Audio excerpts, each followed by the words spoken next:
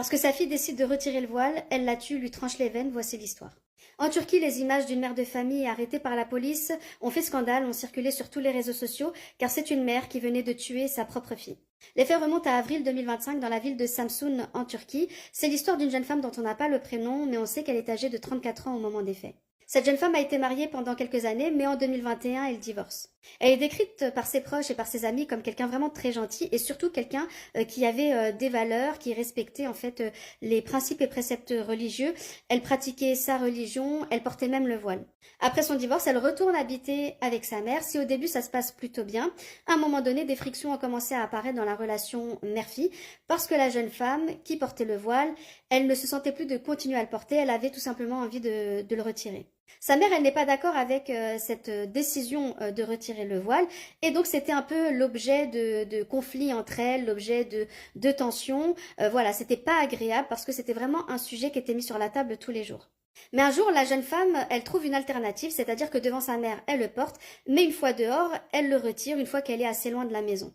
Un jour, la mère de famille, elle a quand même des doutes, elle décide alors de suivre sa fille à l'extérieur.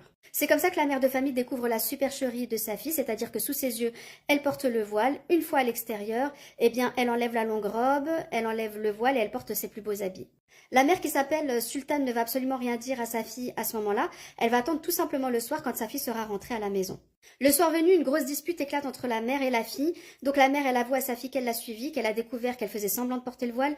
La fille, elle se défend un peu comme elle peut. Elle lui dit qu'elle ne veut plus le porter, mais qu'elle l'oblige, qu'elle a 34 ans, que c'est une grande fille et qu'elle est libre de faire ce qu'elle veut. C'est à ce moment-là que malheureusement l'histoire prend une tournure tragique puisque dans la soirée, la jeune femme va aller prendre sa douche donc dans la salle de bain.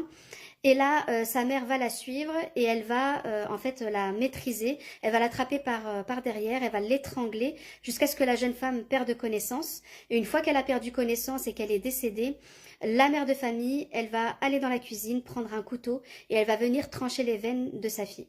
Elle va attendre quelques temps avant d'appeler la police et après peut-être une heure ou deux, elle va contacter la police et leur déclarer en fait qu'elle vient de découvrir sa fille décédée dans la salle de bain et que d'après elle, elle se serait donné la mort.